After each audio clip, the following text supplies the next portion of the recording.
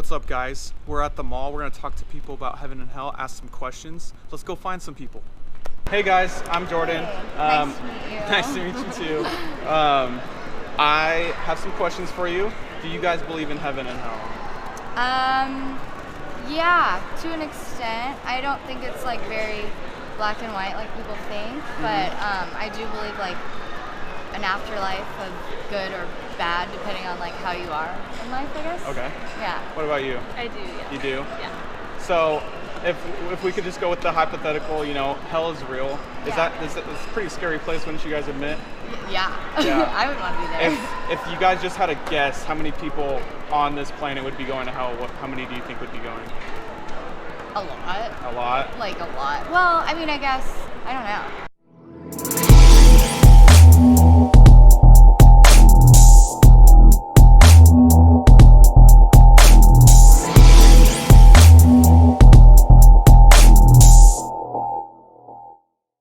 Hi guys, I'm Jordan. I'm a YouTuber, and I have some questions for you.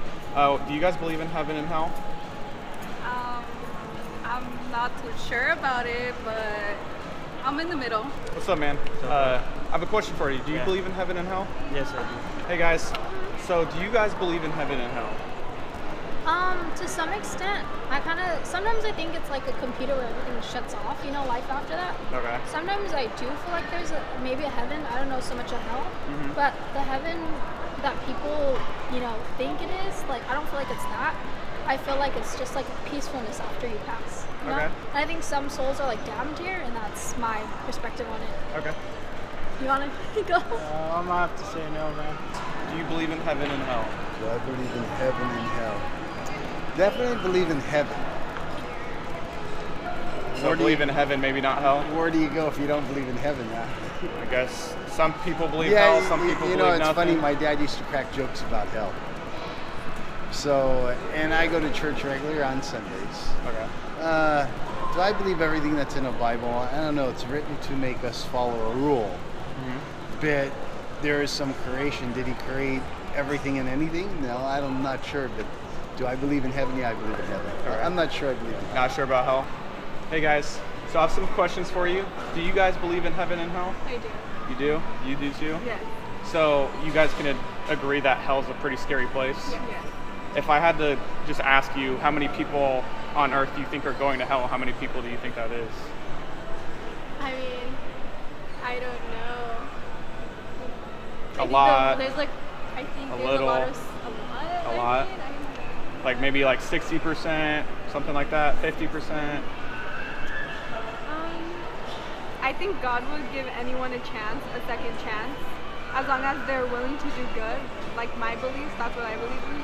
Well, I believe feel like Jesus saves you. So like if you believe in God, Yeah. I believe in God. But I knew like the rapture, like the tribulation and all that. Yeah. So I don't know how many people would go to hell, and I can't really think of that. Right Yeah. now. Yeah. So what about people of like maybe other religions?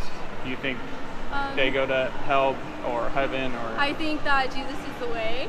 Like that's So- like the only way. So if someone doesn't believe in Jesus, you think they're going to hell? No. Well, I don't know. I feel like that's just like God. Yeah. Personally, I believe. to Like Jesus. make it a little bit easier on you guys, I personally believe if you don't believe in Jesus, then you're going to hell. Yeah.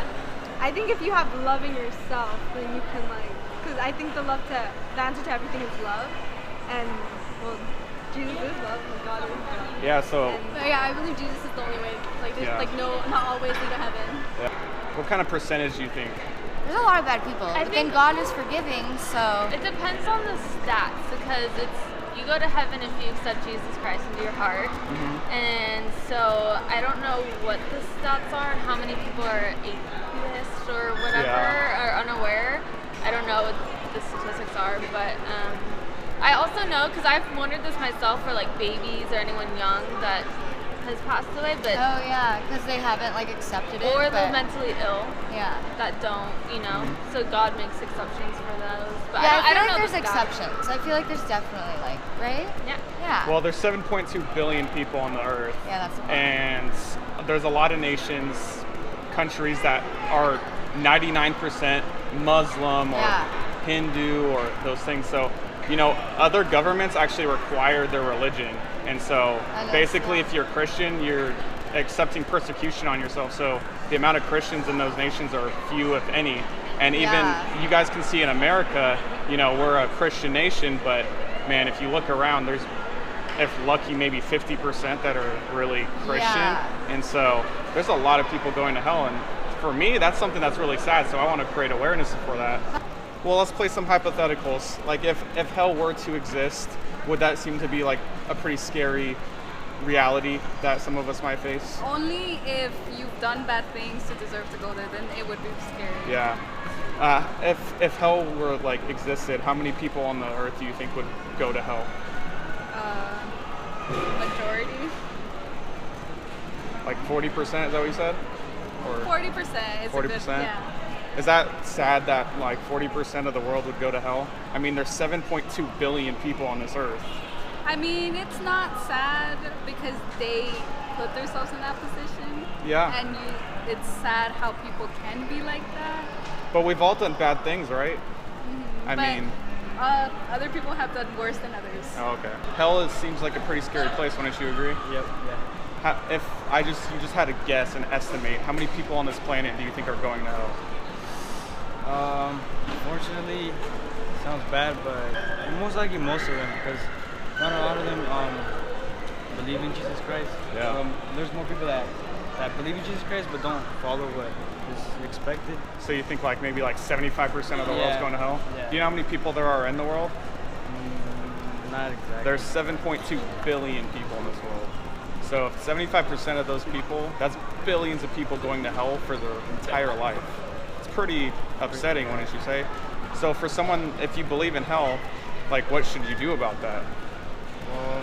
My beliefs, I mean, I think you should have a relationship with Jesus Christ. If hell existed, would you guys admit that's a pretty scary place? Yeah.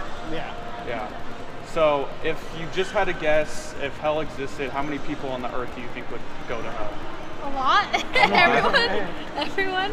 If hell were to exist, would you admit that's like a pretty scary concept, pretty scary theory that some people might be going there? If it was gathered by all bad people, I guess it would be a bad place. Yeah. It'd have bad problems. Yeah. If you had to just guess, if hell were to exist, how many people on the planet do you think would be going to hell? Half of them. Half of them. And if half of the world's going to hell, like 7.2 billion people, that's a lot of people, huh? What am I going to do How do you about it? rectify the problem? They have to rectify it themselves. Yeah. They have to be better people. Definitely. Yeah, Christians believe that Jesus rectifies the problem and that Jesus is their way to heaven, but I don't know. I was born and raised Catholic, but I do go to Christian church once in a great while. Do I believe you're forgiven for great sins? I'm an ex-law enforcement officer, retired. For great sins, I don't think you can be forgiven. For things that are beyond reasonable, I mean, something like murder or murder and mayhem and something in a big degree where you meant to do it and you did it purposely, yeah you can't be forgiven for that. I mean, that's taking a life for no stupid reason. What about people that don't have the opportunity to hear the gospel? People that are like overseas. Well, I don't know about that one. I know what we could do, what we're doing right now. Do videos or Try to create awareness. try to create awareness. Yeah. Yeah. One thing I do want to share with you is the Bible has a few separate passages that talk about going out into all the world and making disciples of all nations. So that's something that the Bible tells us to do. And so Yeah, you're right. I hope that, you know, you being aware and believing in hell and seeing how many people really are going to hell, that you can see that we really need to go out and like make that aware. Okay. Most of the world actually doesn't believe in the Bible. They believe in other religions, and there's 7.2 billion people in this world, so there's a lot of people that are going to hell. Like, how does that like make you feel? I mean, it is sad. I mean, but they're also, just like how I know about other religions, I'm sure they know about Christianity, and it's just how they choose to live their life and what they choose to follow. You know, I don't know if you could try to touch every soul, but Yeah. Yeah, hell's pretty scary, and I mean, there's 7.2 billion, and you know, even if I felt compelled, I can't talk to everybody. Right. Right. But it's still pretty sad that many people are going to hell. Yeah. Are you guys doing anything to, you know, maybe share? Because if someone's going to hell, then that's pretty tragic. And so, What do you guys think that we should be doing if we believe in heaven and hell? What do you think we should be doing for that? Definitely spreading the word, trying to tell people to save their souls. Yeah, definitely. Yeah. It's tough. But it saddens my heart to realize like how many people are, going to hell. Yeah, I know, like I see So that. like what's your guys' response? Like there's 7.2 billion people on this earth and most of them are not Christian. Even if every Christian went to heaven, there's billions of people that are going to hell. So it's pretty sad, and I want to raise awareness for that. That's really good. Yeah. So like, for myself, I believe in hell, and I don't want to see people go there. But I also don't want to sit on my butt and watch people go to hell. So what do you guys think? How should that apply to your guys' lives? I need to talk to people about Jesus. Talk to people about Jesus. Yeah, definitely. Honestly, I think it's pretty unloving sometimes of Christians who sit back and want to, it's only their personal relationship with God. It's selfish. Yeah, it's definitely selfish, and I'm guilty of that. Me too. And I'm growing, and I'm trying to be better about that. But for myself, I'm convicted about Christians who aren't sharing their faith. If you believe in hell and you're not sharing it with people, it's not very good. Yeah, I know. Yeah. So guys, the next part of this video has deeply moved me and really went into the making of this video. I really encourage you guys to watch this video in its entirety. It is very powerful. Here's a close look at hell and how it can make us more godly and compassionate. That hideous doctrine of hell is fading. How often have you thought of it in the past month, for instance? Does it make a difference in your concern for others? In your witness? Is it a constant and proper burden? Most believers would have to say no, but the individual isn't the only one to blame.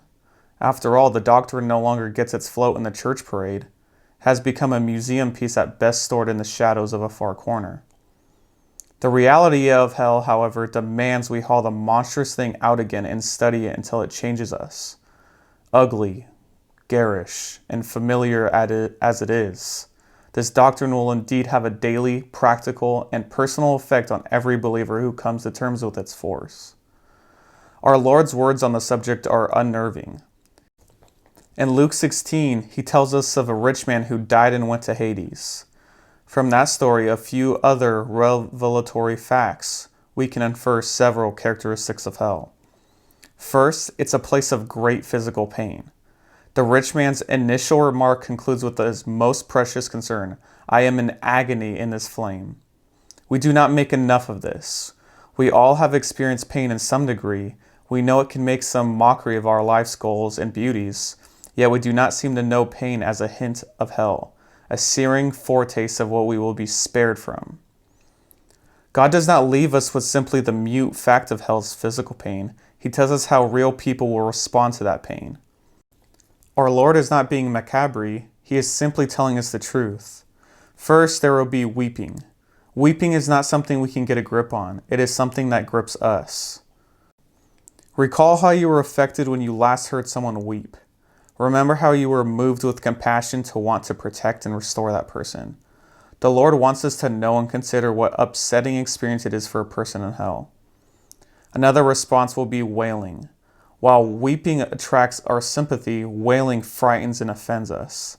It is a pitiable bawl of the soul seeking escape, hurt beyond repair, eternally damaged. A wail is sound, gone, grotesque, because of the conclusions we can't live with. A third response will be gnashing of teeth. Why? Perhaps because of anger or frustration. It may be a defense against crying out or an intense pause when one of us is too weary to cry any longer. Hell has two other aspects, rarely considered, which are both curious and frightening. On earth, we take for granted two physical properties that help keep us physically, mentally, and emotionally stable. The first is light, and the second is solid, fixed surfaces. Oddly, these two dependable will not accommodate those in hell. Hell is a place of darkness. Imagine the person who just entered hell, a neighbor, relative, coworker, or even your friend. After a roar of physical pain blasts him, he spends his first moments wailing and gnashing his teeth. But after a season, he grows accustomed to the pain. Not that it becomes tolerable, but that his capacity for it has enlarged to comprehend it, yet not be consumed by it. Though he hurts, he is now able to think. and he instinctively looks around him. But he sees only blackness. In his past life, he learned that if he looked long enough, a glow of light somewhere would yield definition to his surroundings. So he blinks and strains his eye to focus his eyes, but his efforts yield only blackness. He turns around and strains his eyes in another direction. He waits. He sees nothing but unyielding black ink. He clings to him, smothering and oppressing him.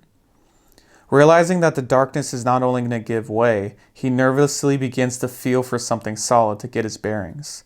He reaches for walls or rocks or trees or chairs. He stretches his legs to feel the ground, and he touches nothing. Hell is a bottomless pit. However, the new occupant is slow to learn. In growing panic, he kicks his feet and waves his arms. He stretches and he lunges, but he finds nothing. After more feverish tries, he pauses from exhaustion. Suspended in black, suddenly with a scream he kicks, twists, and lunges again until he is exhausted and can't move. He hangs there alone with his pain. Unable to touch a solid object or see a solitary thing, he begins to weep. His sobs choke through the darkness. They become weak, then lost in hell's roar. As time passes, he begins to do what a rich man did. He again starts to think. His first thoughts are of hope. You see, he thinks as he did on earth, when he kept himself alive with hope. When things got bad, he always found a way out. If he felt pain, he took medicine. If he were hungry, he ate food. If he lost love, there was more love to be found. So he casts around in his mind for a plan to apply the hope building in his chest. Of course, he thinks, Jesus, the God of love, can get me out of this. He cries out with a surge, Jesus, Jesus, you were right. Help me. Get me out of this. He waits, breathing hard with desperation. The sound of his voice slips into the darkness and is lost. He tries again. I believe, Jesus. I believe now. Save me from this. Again, the darkness smothers his words. Our sinner is not unique. Everyone in hell believes. He wearies of appeals. He does next what anyone would do. Assesses his situation and attempts to adapt. But then it hits him. This is forever. Jesus made it very clear. He used the same words for forever to describe both heaven and hell. Forever, he thinks, and his mind labors through the blackness until he aches. Forever!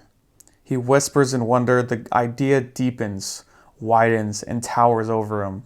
The awful truth spreads before him like endless, overlapping slats. When, put in 10,000 centuries of time here, I will not have accomplished one thing. I will not have 1 second less to spend here. As the rich man pleaded for a drop of water, so too our new occupant entertains a similar ambition. In life, he learned that even bad things could be tolerated if one could find temporary relief. Perhaps even hell, if one could rest from time to time, would be tolerable. He learns, though, that the smoke of his torment goes up forever and ever, and he has no rest day and night. No rest day and night. Think of that. Thoughts of this happening to people we know, people like us, are too terrifying to entertain for long. The idea of allowing someone to endure such torture for eternity violates the sensibilities of even the most severe judge among us. We simply cannot bear it. But our thoughts of hell will never be as unmanageable as its reality. We must take the doctrine of hell, therefore, and make sure we are practically affected by it. A hard look at the doctrine should first change our view of sin. Most believers do not take sin as seriously as God does. We need to realize that in God's eyes and His actual plan, sin deserves eternal punishment in hell. We can actually learn by comparison to hate sin as God hates it. As the reality of hell violates and offends us, for example, so sin violates and offends God. As we cannot bear to look upon the horrors of hell, so God cannot bear to look upon the horrors of sin. As hell revolts us to the point of hatred for it, so also God finds sin revolting. The comparison is not perfect, but it offers a start. Second, the truth of hell should encourage our witness. Can we ever hear a sigh of weariness, see an unbeliever, watch his petty human activities, realize what he has in store, and not be moved with compassion? It encourages us to witness in word and in deed.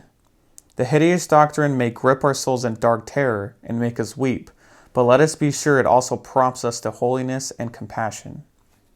Hell's an extremely tough topic to talk about. It really makes people uncomfortable. It offends people. It's really challenging to our faiths. I can tell you just when I was in the mall and asking people to be in my video, I tell them it's about heaven and hell, and immediately they're turned off or discouraged, or even felt that I might be judging them and telling them to repent of their sins. Hell is just a really convicting reality that we all have to face, and people don't want to realize that. And I encourage you guys, those of you who believe in hell or even don't, to really take a step back and realize what the reality is we're facing. If you don't believe in hell, I encourage you to really think about it. Think about what you could possibly be in store for. And for those of you who do believe in hell, man, share that with people. People have the reality of spending eternity in hell. And if we sit back as Christians who believe in hell and don't tell people, that's really unloving of us, in my opinion.